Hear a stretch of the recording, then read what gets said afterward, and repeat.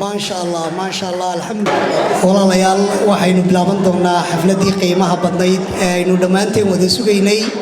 sida sharafta leh aad u soo ajiibteen caawa oo halkan ay noo joogaan xildhibaanadeennii qaranka jamhuuriyadda Soomaaliland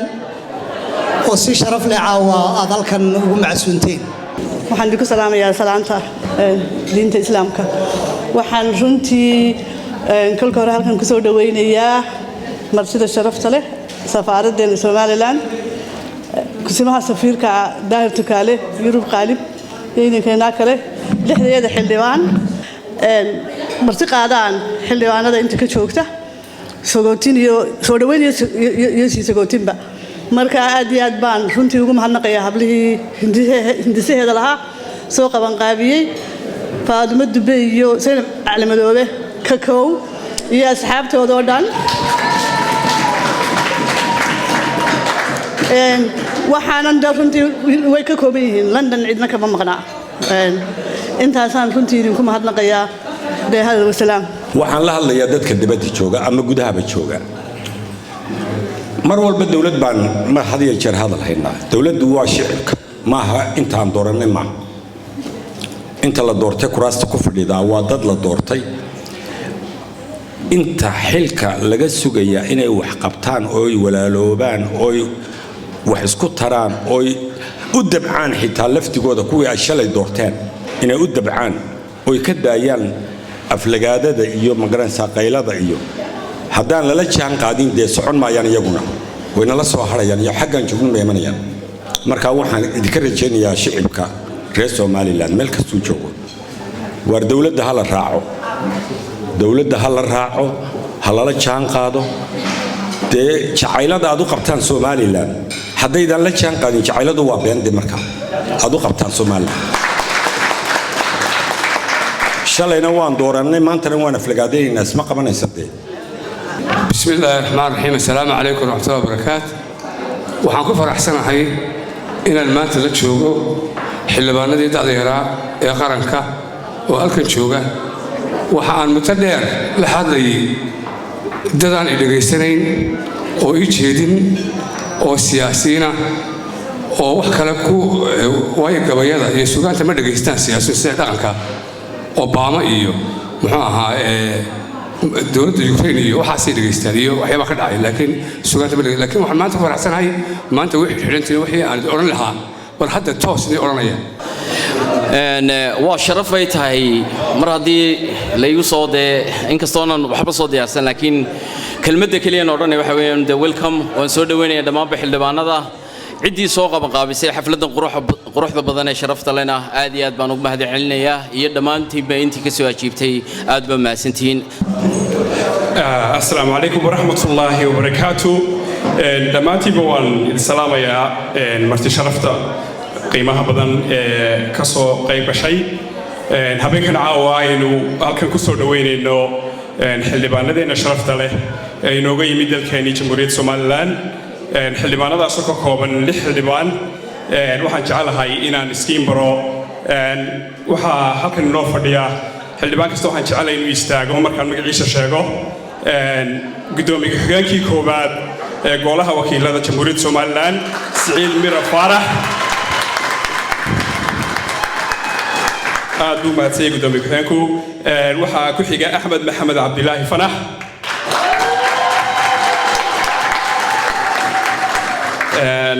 xildhibaan Maxamed Xuseen Jaamac Rambo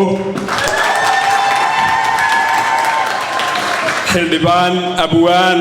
Xasan Saleebaan Dhuxul Laabsaala Cabdilaahi Maxamed Axmed Abubakar Siciid waxaa kaloo inoo fadhiyaa safaaraddii Soomaaliland oo uu ka socdo daahir tukaale iyo Yurub ayaa iyaguna inoo jooga Yurubna halkaasay fadhidaa marka waxaan ku wareejinayaa mikrofoonka Maxamed insha Allah suu barnaamijka inoogu sii daadihiyo oo waxaan iloobay oo isaguna inoo fadhiya abwaankii weynaa Abdinuur Allaale عليه هاي قهوة عبد النور الله عليه السلام عليكم سودا وهذا aad bay waansan tahay walaasha rooda waxaan imikana mikrafoon ku soo dhaweyn doonaa fannaankeeni weynaa abwaankeeni weynaa cabdiruur allaale oo aynu siinayna kelmadda isagana inuu halkan xildhibaanadeena soo dhaweeyo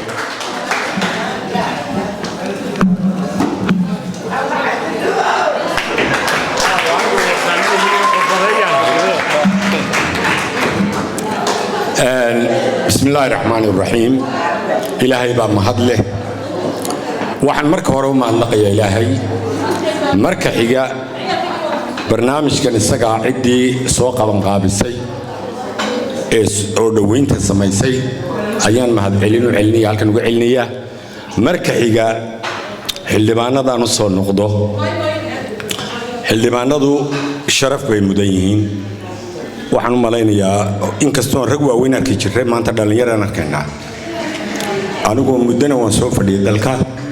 waxna waan ka ogahay waxaan u malayn lahaa kuwii dalka kicin lahaa inay maanta kuwii noo joogan yihiin insha Allah waxaan se farayaa iyaga laftigooda wax badan buu dadku tabaya oo ah wax qabad muuqda oo isbedel xoog la sameeya kuwa laga sugayaana waa dhalinyartiina laga sugayaa oo dadku aad ugu hanweyn yihiin kalsooni buuxdana lagu qabo dibad iyo gudaba waxaan filayaa kullay dardaarankaygu kaliya maahay ummadoo dhanba way nala qabtaayoo xamxamta waa iska maqashay muhiima inay doorkooga qaataan golaha wakiiladu marka xildhibaanada wax ku dardaarayaa in badan waa la yiri caawa wax badan idin farimayno waayo meel kasto u raacno tala loo soo jeedinayay waa la dardaarmayay horta dardaaranid kuma yara laakiin waxaad ogaataan dadkiinu inay jecel yihiin dadka qurbuhu waa dad ay ka go'an tahay Soomaalilandnimadu waxaan leeyahay yani Somaliland si aad u arkaysaan bay meel kastaba u dhan yihiin min koona ilaa koona wax kala qaybsanay halkan ma jiraan marka la arko isxagaagashadiina gudaha mar walba waxa la yiraahdaa moogtay halkan yani waxay yiraahdeen ma joogay may dumaysaa waayo uma ay baran oo ma arkaan halkan ingiriiska moogtay ama idaacada dhageysanayaan ama joornaalka akhriyaan marka habeen maalintii baa la isku qayliyaa laakiin ma garanayaan idinkuna inaad meeshaad ka soo bilowdeen iyo meeshaad maagta taagan tihiin wax walba mar walba waxay leeyihiin dadkani armin loo duntaa armay dhacdaa waayo siiro markaad ka soo bilaysay halkii aad ka soo bilowdeen waa dadkii inila socday taageere iyo toosin iyo tilmaamin bay inila garab taagnaa weey soo kicin runtii qorshaha ku talagalana ma jiro madaxdaydii baa fadhido marka maan doonaynin laakiin maadaama la yeeray waan inaan soo taago marka aad baan u salaamaya uguna mahadnaqaya hablaha runtii isxilqaamay hawshan soo fududeeyay waxaan kale oo ku tarsheeganayaa xildhibaano hablihii waa kuwan shaqada ingiriiska ka socota hablaha fuliya dawladda ingiriiska hablaha u shaqeeya hablihiina shaqo galiya hadaa doonaysa Soomaaliland halka la doonayo inay gaaro waxa runtii maqan oo wadanka oo meeshan doonayno u gaari laayahay la isu qabsanaya halka daahira la isu ruxruxayo waxa weeyaan waxay noqotay xirageel oo awr kaliya ku jirto marka waxay u baahan yihiin in kala dhex gasho cid kala aamusiiso ay ka yara xishoodaan oo buuqa yareeyaan marka dadku isku yara jiro marka waan ka codsanaynaa inaad dhiiri gelisaan inaad xilalka iyo xafiisyada ma aha xildhibaanada kaliya meelaha aynu ka maqannahay waxa weeyaan meel kasta oo dawladdu ay executive ku joogaan meelaha go'aamada laga gaaro go'aamada in la gaadhaana ma aha in loo soo gaadho because ma garanaysaan baahiyaha iyaga even waa adag tahay inaad ogaatid baahida gurigaaga haddaan islaantaadu ku waramaynin marka inaad hablaha ku soo dartaan dalkii jooga ee shaqada la ee diyaarka oo ila jaamacadaha way kala baxaan namadabe maalin kasta waxa la shaqo galiyaa inama dhalinyaro hablihii dhalinyarada aaway waxaan aniguna halkan aan uga qirayaa inta ogaalkayga intii dalkii aan joogay ka soo shaqeeyay wasaarado wasiirada soo shaqeeyay wasaaradihii habluhu ay wasiirada ka ahaayeen ayaa aad iyo aad ugu wanaagsanaa adna aadan iyo Faadmo Suudiba wasaaradaha ay habluhu maamulaan way way ka shaqo badan yihiin wasaaradda raggu maamulaan waxaan halkan ka salaamayaa xildhibaanada meesha maraya oo runtii ay tahay waftigii ugu cuslaa golaha wakiilada ka soo baxa safaaradda iyo xubnaheega hablaha xafladan soo qaban qaabiyey bahda miiriyaha iyo abwaaniinta dhammaantiin waxaa idin leeyahay assalaamu calaykum waraxmatullaahi wabarakaat intaa dabadeed marnaba ka daali maayo inaan ku celceliyo inaan u mahad celiyo jaariyadda UK gaar ahaan London oo ilaa maalintii aan soo degnay ilaa caawada aan joogno martisoor iyo soo dhaweyn nala garab taagan runtii ka daali mayno inaan annaguna aan ka mahad celino arrintaasi waa lana soo dhaweeyey ilaa maalinta aan baxaynana waa arkaysaanoo maalin bay noo dhiibtaa mararka qaarkood baa 3 jeer la isku kaaya sii dhiibaa hadday tahay barbaarin hadday tahay dhinac kasta oo nolosha ka mida inay qaybta ugu weyn ka qaataan dumarku waad ku mahadsantihiin laakiin fariinta nagu soo noqnoqonaysa ee ah in ay iyaguna ay ka qayb noqdaan dowladda iyo go'aanada inay ka qayb noqdaan insha Allah tacaala waan ku dadaali doonaa annaguna insha Allah tacaala inaan dhiiri gelino oo aan ka hor qaadno qodxaha hor yaalla ee ka hor taagan inay hadafyadooda gaadhaan insha Allah tacaala waxaan u mahad celinayaa hablaha reer Somaliland ee magaalada London waan uga mahadnaqayo sida walaalnimada ilmaheernimada wada dhalashada iyo gobonimada leh ee ilaa maalintan madaarka hidro ka soo degnay wax kale kuma garatay ay dhabarka noogu sideen ilaa habeenka aanu nimid ilaa habeenka caawa hablaha dhabarka noogu sidaan ragana garab taagan inta nala socdana iyagu ma noo soo dira aad iyo aad baad mahadsantihiin si gaar ah waxaan ugu mahad celinayaa Roodan Maxamed Karaaniye Bahda Saafi Seenem Faadumo iyo hablaha kale ee hawsha la soo agaasimay waa run ragii bay furdeen waa run safaaradda bay furdeen safiir aad iyo aad baad mahadsantihiin horaan u sheegno waxa la yiraahdo wada dhalasho iyo magaca wada dhalasho waxay tiri waa tan oo kale waa tan aan soo dhaweyseen aad iyo aad baad mahadsantihiin ma garan karno eriyaan idinku mahad celino dalkii baanu ka nimid dalka haddaan ka nimid magaalada London baan nimid iyo magaalooyin kale intaan ku gaarnay dalka Ingiriiska waxaanu booqanay xarunta baarlamaanka Ingiriiska xildhibaan Gavin Williamson baan nagaxay baarlamaanku nagayay waxaanu u sheegnay oo anagoo shacabka Soomaaliya afkoodu ku hadlana aan uga mahad celinay doodii ay isaga saaxiibadii kala xisbiyada ay ka jeediyeen aqalka baarlamaanka Ingiriiska waxaan u sheegnay inaanay annaga dood kaliya noo ahayn laakiin ay ahayd calaamad noo muujinaysa inaanu saaxiibo runa iyo walaalo ku neenahay aqalka House of Commons ee baarlamaanka Ingiriiska waxa kale oo nagana la kulanay oo maanta xarunta safaaradda ku aragnay saraakiil ka tirsan wasaaradda arrimaha dibadda iyo xafiiska barwaaqo sooranka ee arrimaha dibadda Ingiriiska aad baan soo wareysanay iyagana waxaan uga mahad celinay taageerada Ingiriiskana siiyo waxaan ka dalbanay anagu ku duulanay xidhiidhka taariikhiga dheer ee naga dhaxeeya Ingiriiska in Ingiriisku koow uu meesha ka saaro waxa la yiraahdo one single Somali siyaasaddiisa wax ka bedelo inuu wax ka bedelo siyaasaddiisa mucaawanada ee ku wajahan Somaliland oo dib u eego framework uu ku qaabeeyo siyaasaddiisa arrimaha dibadda iyo mucaawanooyinka jaaliyada Somaliland waan la kulanay aad iyo aad baan ugu mahad celinaa waxaan kula dardaarmanaa midnimo walaalayaal hablaha maareerka oo waxa ina mideeya ee aynu ku mideysanahay ayaa ka badan waxayna kala qaybiya dhammaantiina reer UK oo dhan waan uga mahad celinaynaa walaalayaal dalkii baanu ka nimid runtii waxaan idinku nimid booqasho ugu horreyn inaan kala qayb galno 26 Juun xafladii 62 guuradii ka soo wareegtay xorriyadda Somaliland ayay ujeedada koowaad ahayd iyo in aan idila wadaagno talada iyo danta dalka ruuxaantii wixii dhaliilaanu leenahayna aanu daaragno qaadanno wixii talooyinana aanu la noqonno wixii aqoon isweydaarsi ana aynu kala qaadanno runtii dalkaanu ka nimid runtii dal saddex dhardhaar ku dhisan buu ahaa sidii hore loo sheegay golaha xeer dejinta oo ah guurtida iyo baarlamaanka garsoorka iyo fulinta runtii waa dal leh intii ay leedahay dowladiba waa dal runtii guulaha ay gaadheen aanay gaadhin wadamo 60kii sannadood ee xorriyadda ay qaateen nabadgelyo haystay oo aynu wada dareemayno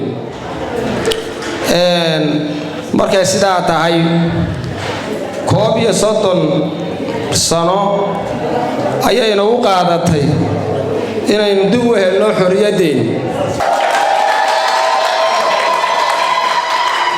hablo indhihii wuxuuna aragoo qurux idilkeedu asteeyo sidii ilaahay astaan uga dhigay iftiin shiiqiya umiyaha kale mariyo 2-3 uun idin salaamaya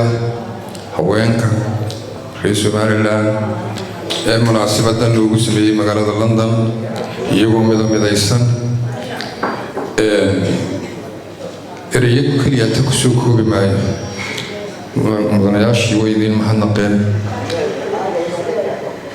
si wada jiraan kulay idinku mahadnaqanaa gurigan aad fadhidaan laydhalkan wada dahabka la moodee korkiina sudhani ma bilayaan ama ma qurxinayaana idinkaa qurxinaya farxaddiinniyo kasoo qaybgalkiina qurxinaya waxaan isleeyahay intii kulley aan golaha ku jiray sidii fagarayaasha aynugu kulmi jirnay ee ama shaashadaan iskaga daawan jirnay iskagama daawano marka 16 horta waxaan arkay London iyo dumarkooda u siday halkaasaan ka odhanay haddii alla igu simo maadaama oo dee xildhibaanadu ka hadleen haba ka wanaagsan inaan caawano xaggayga iyo sugaantayda u kaco runtii magaalada Hargeysa aan u jooga oo ciddii garanaysa jidka hormara guuleed marana ayaa gaariga wuxuu ahaa noociisu garanti waxaa saarnaa nin wariyo la yidhaha Khadar Maxamed Cankule iyo Mursal Muuse Cumar oo waqtigaa fanka ku cusbaa sidaad ogtihiin jidkeennu waa laba haadkii kalena baabuur baa ku jirta haadkaygiina bas baan hor istaagay baskii istaagay ayay halkaa gabadh joog iyo jamaal iyo qurxaan ka soo baxday waa iska taqaanaayo dee raggu kulli toole labiskii waxaad bay ugu helaan way eegaan marba marka ka dambaysa gabadhi way soo dhowaatay haddana way soo dhowaatay haddana way soo dhowaatay waaban gartayba nimankii la socday baan barayo waxaan ku dhawarinatan heblaaya la yidhaha marka heesta magaceeda waxaa la yidhaha cudoon amba singalmaam saa u taqaanaa ama nasiibka marka la cugo kadibna waan baray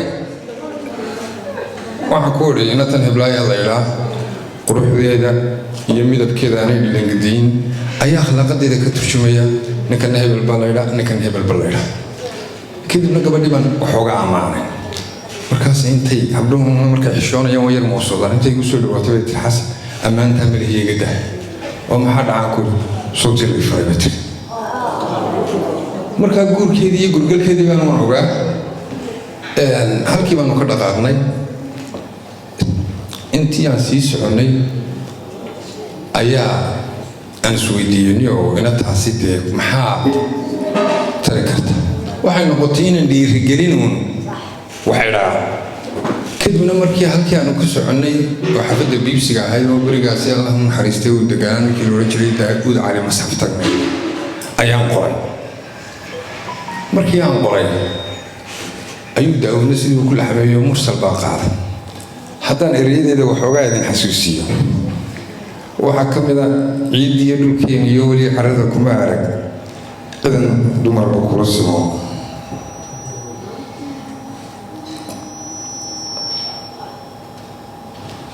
ciiddiiyo dhulkeena iyo weli carrada kuma arag cidan dumarba kula simo ha yeeshee cudoonay cibaarada adduunkii casharada ifkaa badan calmashada midkuu dooqu calanka kuu sulay hadduu calafku kaa diray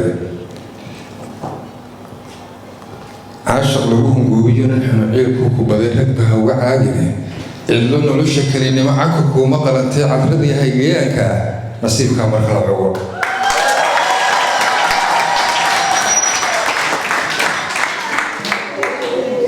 waxay ahayd goob xaafadda 150 mar kale maxamed siciid cabdi biikee ninka la yidhaha fanka ka baxay imika saaxiibkay waan salaamayaa thank you ayaan wada joognay kadibna waa tan telefoonadii waxaa la baarbaaro dadku si eegaan ee social media markay ku jiraan waxaa iga soo horbaxday 2 sawir oo aan qiyaasay inay hindi ahaayeen laakiin aad u gaboobay jacayl laakiin ka muuqdo dee dad in badan isa soo jecel kadibna waxaan isweydiinay maxamed siciid baan kuli war maxamed war imika weynagan bugga ay barara iyo waadaan besta ku hun leenahay haddiiba calafku inagu suman halkan gaadhno islaantaada maalinta maxaad odhanaysaa yaasmiin maxamed warsame oo waxaan sawirtuna noo sagaasan jira dee ilaahayna kulmiyo oo inta badan marka BBC waxaa la soo dhegaysanayo odaygu sagaalku isagoo loodaya yimaadaadee dee habeenagaan baa la daahi karaa bal wixii aan odhan lahaa ayuu marsan maxaa tiraahda iminkana anigu reer London baan naho ciyarkii iyo xaaskii way ila socdeen markaasaan idhi maxaan soo wada jirno nolosha wehel soo ahay